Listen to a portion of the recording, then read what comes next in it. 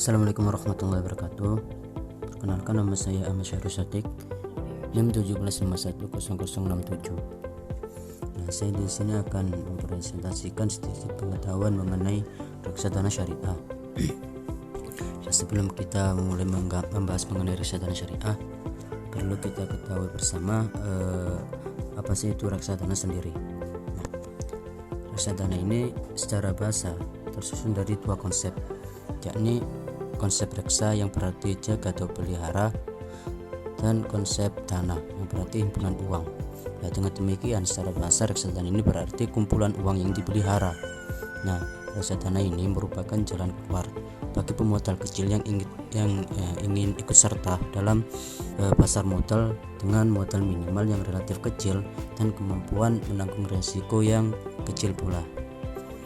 Selanjutnya, untuk tujuan, apa sih tujuan berdirinya reksadana syariah ini? Pada dasarnya reksadana syariah ini sama dengan halnya reksadana konvensional, yaitu bertujuan untuk mengumpulkan dana dari masyarakat yang selanjutnya dikelola oleh manajer investasi untuk kemudian diinvestasikan pada instrumen-instrumen di pasar modal dan pasar uang. Instrumen itu seperti halnya saham, obligasi, deposito, valuta asing, dan lain-lain. Selanjutnya, dasar hukum reksadana syariah. Kalau kita membahas mengenai syariah, pasti rujukan kebanyakan pada Al-Quran dan hadis. Pada prinsipnya segala sesuatu dalam muamalat itu diperbolehkan selama tidak bertentangan dengan syariah. Mengikuti kaidah fikih yang dipegang oleh mazhab Hambali dan para fuqaha lainnya itu mengatakan bahwa prinsip dasar dalam transaksi dan syarat-syarat yang berkenaan dengan reksadana syariah ialah boleh diadakan selama tidak dilarang oleh syariah atau bertentangan dengan syariah sendiri. Dalam reksadana konvensional ini berisi akad muamalah yang dibolehkan dalam Islam, yaitu jual beli dan bagi hasil seperti atau muzharabah dan musyarakah. Di sana ini terdapat banyak maslahat seperti memajukan perekonomian, saling memberi keuntungan antara para pelakunya, dan meminimalkan resiko dalam pasar modal dan sebagainya. Namun di dalamnya juga ada hal-hal yang bertentangan dengan syariah, baik dari segi akad, operasi, investasi, transaksi, dan pembagian keuntungan.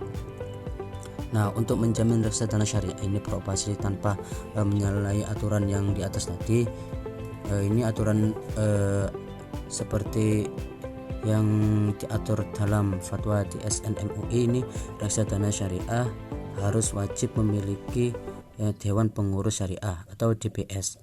Fungsi utama DPS sendiri adalah sebagai penasihat pengelola investasi mengenai hal-hal yang berkaitan dengan aspek syariah dan sebagai mediator antar reksadana dengan DSN. Reksadana syariah ini bertindak sebagai pengelola atau muzharib yang berkewajiban untuk melakukan pengelolaan atas dana milik para investor. Pengelolaan tersebut ini dilakukan dalam bentuk menempatkan kembali dana milik para investor dalam berbagai instrumen investasi yang sesuai dengan nilai-nilai syariat, yaitu yang tidak mengandung unsur riba, unsur haram, unsur perjudian atau maisir, dan unsur spekulatif atau unsur resiko atau horor. Selanjutnya ini ada jenis-jenis reksadana.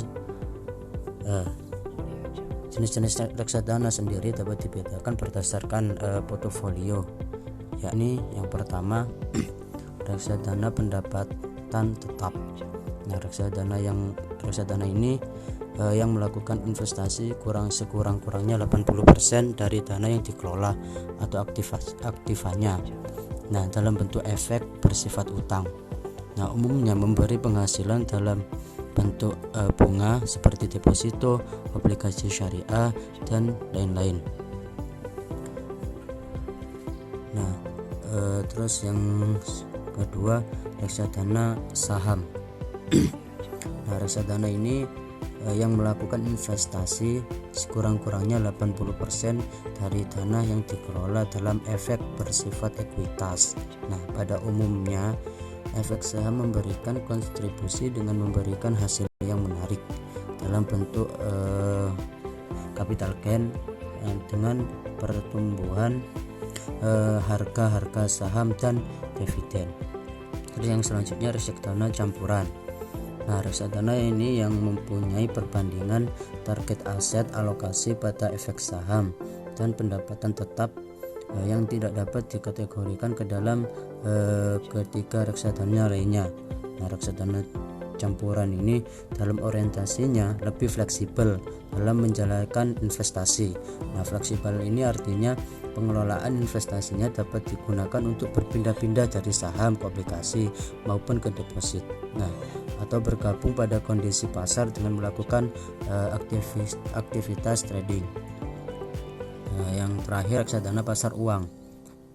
Nah, reksadana yang investasinya ditanam pada efek bersifat hutang dengan jatuh tempo yang kurang dari 1 tahun. Nah, umumnya investasi dalam kategori reksadana pasar uang ini meliputi deposito, obligasi serta efek hutang lainnya. Gitu. Terus yang kedua, sifat reksadana. Nah, sifat reksadana ini dapat digolongkan menjadi dua. Yang pertama reksadana terbuka. Nah, reksadana terbuka ini merupakan reksadana yang menerbitkan saham atau unit penyertaan atau menawarkan dan menjualnya kepada investor sampai sejumlah kembali saham atau unit penyertaan yang telah dijual. Nah, reksadana terbuka ini lebih liquid, artinya unit penyertaan lebih mudah diuangkan dengan pasar daripada saham reksadana tertutup. Nah, terus yang kedua ini reksadana tertutup. Reksadana tertutup ini yang menerbitkan saham atau unit penyertaan dan penjualnya kepada investor, namun tidak memiliki kewajiban untuk membeli saham atau unit penyertaan yang telah dijualnya. Nah, investor hanya dapat menarik investasinya dengan cara menjual atau mengalihkan saham ini penyertaan yang dimiliki kepada investor lain yang berminat, gitu. Terus yang selanjutnya ada pengawasan reksadana syariah. Nah, sama halnya dengan eksistensi reksadana konvensional, reksadana syariah ini juga memerlukan pengawasan dari Badan Pengawas Pasar Modal atau BPPAM. Nah, selaku institusi yang memiliki otoritas di pasar modal. Nah, pengawasan yang diberikan oleh BPPAM ini dilakukan dalam kerangka fungsi adjudikator. Nah, oleh karena itu BPPAM ini dapat melakukan segala tindakan yang bersifat judikal seperti mencabut izin usaha yang melarang pihak-pihak tertentu untuk melakukan pelanggaran di bidang pasar modal untuk melakukan kegiatan usahanya. Nah, selain pengawasan yang dilakukan oleh BPPAM, reksadana syariah ini juga memerlukan pengawasan dari lembaga yang memiliki pemahaman tentang kaidah-kaidah investasi syariah, yaitu DSN MUI atau Dewan Syariah Nasional. Nah, pada dasarnya eksistensi DSN ini tidak hanya dibutuhkan untuk melakukan pengawasan reksadana syariah saja, akan tetapi juga untuk melakukan pengawasan terhadap lembaga keuangan syariah lainnya. Nah, pengawasan yang dilakukan oleh DSN ini adalah bersifat substantif. Nah, dalam artinya yaitu DSN hanya mengawasi seluruh tindakan dan kegiatan yang dilakukan oleh reksadana syariah tersebut telah sesuai dan tidak bertentangan dengan nilai-nilai syariah yang berlaku, gitu. Hal ini juga dikarenakan reksadana syariah ini memiliki karakteristik khusus yang berbeda dengan reksadana konvensional. Oleh karena itu, pengawasan reksadana syariah ini dilakukan oleh dua institusi, yaitu yang pertama BPPAM dan yang kedua Dewan Syariah Nasional, gitu. Terus ada selanjutnya pihak-pihak yang terlibat dalam reksadana syariah. Pihak yang terlibat dalam reksadana syariah ini ada 3. Yang pertama, manajer investasi, yaitu pihak atau perusahaan yang kegiatan utamanya adalah mengelola portofolio efek untuk nasabah atau mengelola portofolio investasi kolektif untuk sekelompok orang, termasuk reksadana. Terus yang kedua adalah bank kustodian. Nah, ini adalah bank yang menerima jasa penitipan efek dan harta lainnya yang berkaitan dengan efek jasa lain, menyelesaikan transaksi efek dan mewakili pemegang rekening nasabahnya. Terus yang terakhir, Dewan Pengawas Syariah. Nah, ini untuk mengawasi proses transaksi reksadana dengan baik sebelum peluncuran maupun setelah peluncuran. Gitu. Nah, demikian penjelasan sedikit materi mengenai reksadana syariah. Sekian dari saya. Apabila ada kesalahan, baik itu ucapan, kesalahan dalam ejaan, perkataan, saya mohon maaf yang sebesar-besarnya. Saya akhiri. Assalamualaikum warahmatullahi wabarakatuh.